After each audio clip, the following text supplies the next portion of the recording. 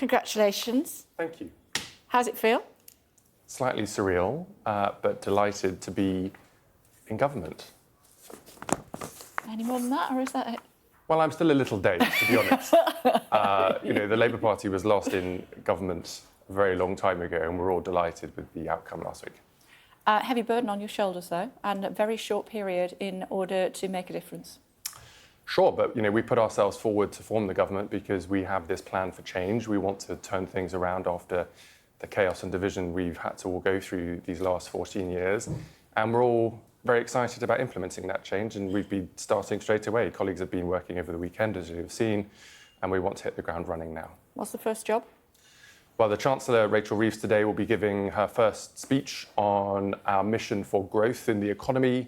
As I said, an historic moment, first female Chancellor since the office was created over 800 years ago, giving this speech in the Treasury, making the case again that we need to get growth into the economy to get our public finances on a sustainable and secure footing.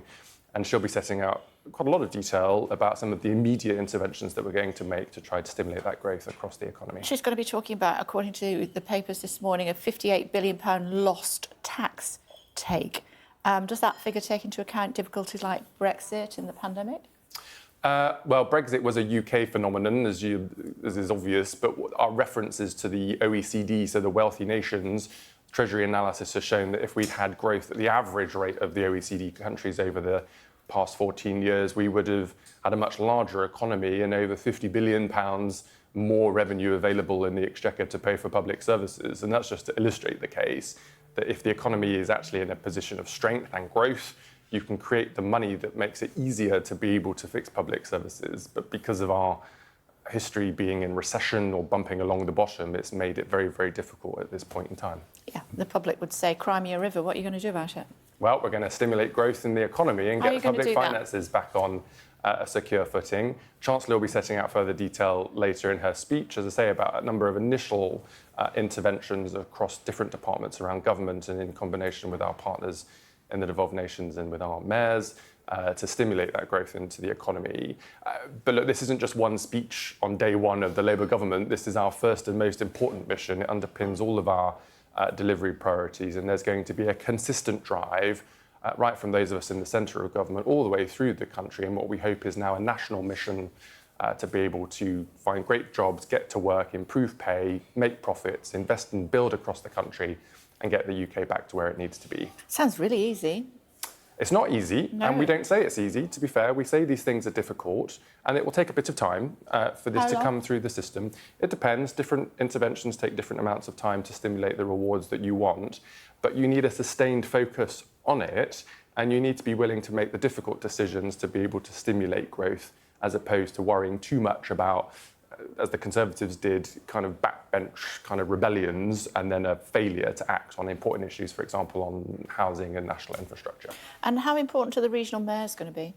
Our regional mayors are crucial. They're an important part of the country. They have their own mandates, their ability to deliver locally, and we're going to work with them closely to seize as much opportunity as we can from the regions that they represent. And as the Prime Minister has already set out for our devolved nation colleagues, as well as the mayors, we want to work together across the whole of the United Kingdom and Northern Ireland, irrespective of which party is leading which bit of the country, to make the case for the UK economy and to succeed together. The Greater Manchester Mayor says he wants HS2 reinstated.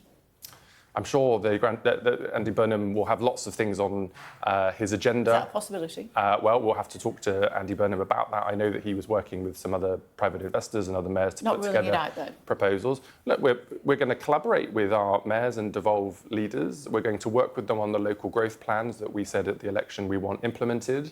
We're not going to be able to do everything, and there's going to be difficult trade-offs, and we've inherited a very difficult fiscal situation. I mean, that's clear. But we can do things to start with, and then, of course, if there are medium and long-term aspirations, we'll work with partners to deliver them. We'll have the conversation with the Mayor and see what his proposals are. OK, the IFS and the Resolution Foundation have all highlighted that a rise in taxes early on may be needed to sustain your promises.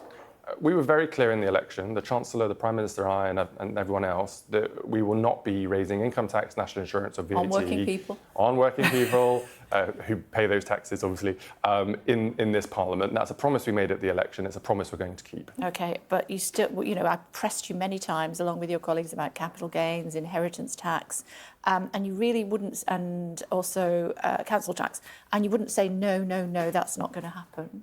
Well, now you've seen the books, what are you going to say? Well, we've started to look at the books over the weekend. Of course, the Chancellor has already told us that there will be a budget in the autumn. We're going to have to do a spending review. September. Is that autumn? Around that time? Yeah, depends on the weather. I mean, who knows if it's summer now or not. But indeed. Towards the end of the year, the Chancellor will set out Labour's first budget, and of course, all of the relevant detail will be set out then. But our commitment, as I say, to not increasing income tax, national insurance or VAT was an election promise, and it's one that we will stand by. OK, what about inheritance tax on pensions when a family member dies? Where are we with that? That was a very specific question. We have no plans to... No plans to means you might, as Beth Rigby said to the now Prime Minister. Well, as I say, all tax policy will be set out in the budget in the normal way, but we were very clear that the burden of tax on the British people was too high, is too high, and we want that to come down. But of course, the route to sustainable public finances is to get growth back into the economy, which is why the Chancellor's first intervention today isn't to say, look, how awful is everything and what a mess the Conservatives left, even though they did leave a historic mess. Was there no money left? Well, there was no note in my drawer at all, so maybe they can't afford the note paper to write a note on, who knows. But the Chancellor will set out today a positive, optimistic message about the strong approach we're going to take to stimulate growth and get the economy back on track, because that is the only route to sustainable public finances, not continuing to increase the tax burden on working people. What are you going to do about those asylum seekers who were bound for Rwanda?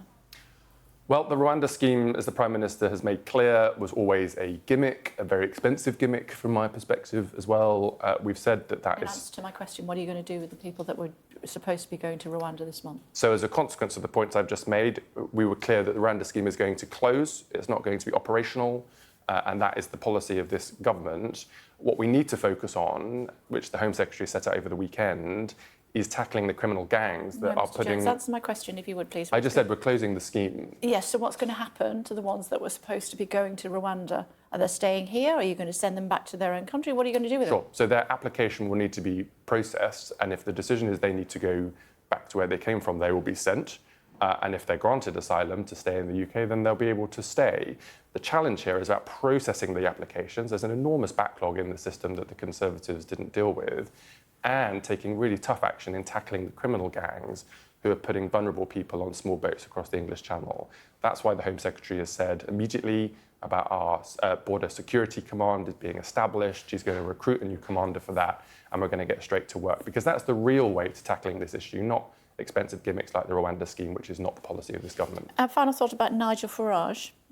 He said in his acceptance speech that he was coming for Labour next. How frit are you about that? Look, we're happy to put our case to the country irrespective of who our opponents are. We had a very successful night last Thursday, which we are all thrilled about, and we'll continue to make that case, evidenced by our delivery.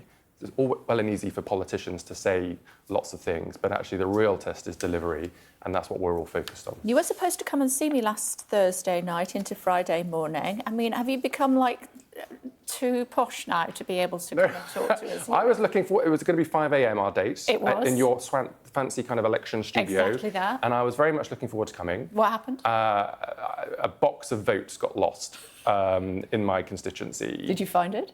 They did, thankfully. Otherwise, I may not be declared now as a member of Parliament. I'd be stuck at home looking for the ballots. But they've all been found, they were counted, and I was thrillilled to be re-elected as the member of Parliament for Bristol North West. Next time. Next election, 5 years. Yeah. 5 years.